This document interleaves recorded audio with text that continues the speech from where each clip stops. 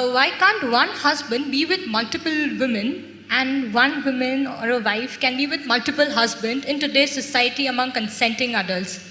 And what impact do these people have when they're involved in such relationships? There are many aspects. So historically, you know, there has been a Draupadi who had 5 husbands, all right? This has been a matriarchal society where in many parts of the country, even today in some parts of the country, it's still practiced that 5 brothers are married to one woman. These things were done at a certain time when the social situations were such. Or men were married to many more, more than one woman. This was mainly because men died more often than women. Today, both men and women are outside, both may get killed, that's different. But at that time, largely women stayed home because she was continuously pregnant. From the age of 14 to 45, 50, she's almost all the time either she's pregnant or she has a young child. This is how life used to be. So because of that, she stayed home and she took care of the property and the agriculture and stuff. Man went out to do business or for war or something else, he went out. So men always died more often.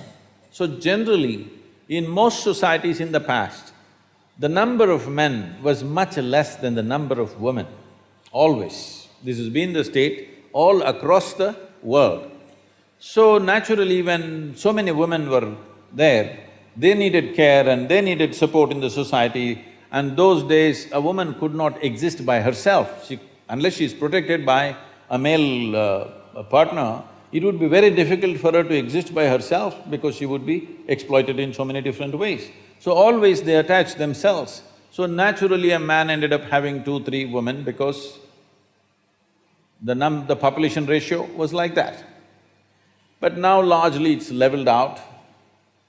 If some individual does it, it's not an issue, but if that becomes a social norm, then how do you decide somebody has whatever, multiple wives, and how do you decide somebody has no wife? This will become a social, collision, it'll become lot of problems in the society because we may act civilized. I'm very particular, I'm very clear about saying we act civilized, but when we are denied basic things that we need, all our civilization evaporates and we will behave like animals. Yes or no?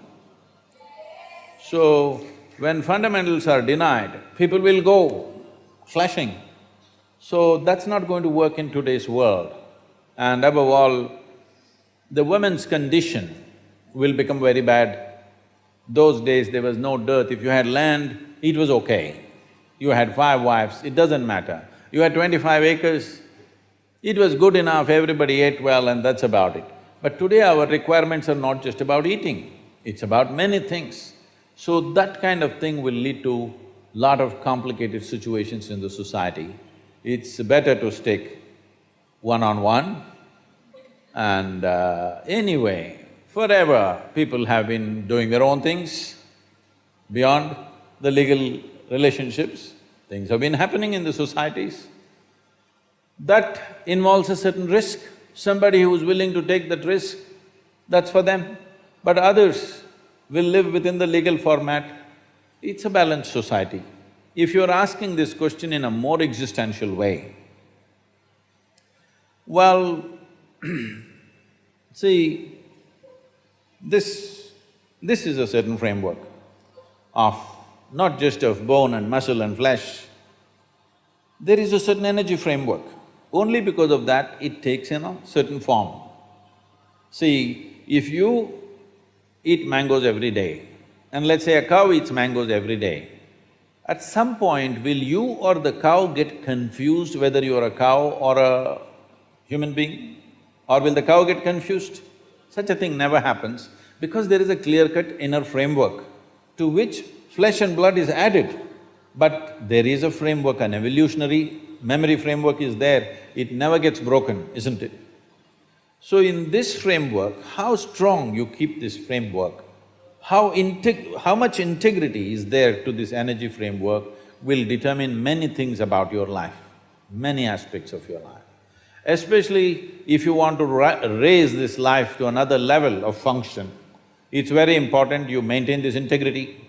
This is why, irrespective of which religion, which spiritual process, if people want to raise themselves to a certain point, first thing they will talk about is becoming monks or brahmacharis or sannyasis, because the idea is to create such a level of integrity that this is a whole life by itself, that it doesn't lean on anything else for support, either for physical well-being or emotional well-being or psychological companionship. It doesn't lean on anything, it stands by itself because you want to take it somewhere else. If you want normal function, these things are not necessary. Now you want to become a rocket which breaks through a certain dimension of space.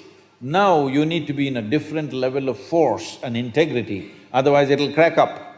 So you don't want to open your body to anything, and especially opening to multiple partners has its own negativity in that context. How much pain, and you look at Draupadi's life, how much volatility, how much pain, how much suffering she went through in her life, and how much pain and suffering she caused because of her anger and jealousy and whatever else.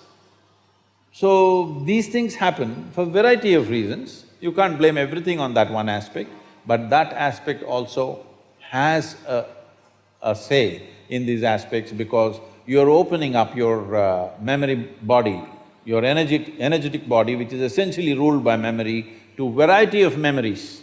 This will cause a whole lot of turmoil within the system, which could affect that life and many other lives. So Draupadi's life is in a way a sample for that.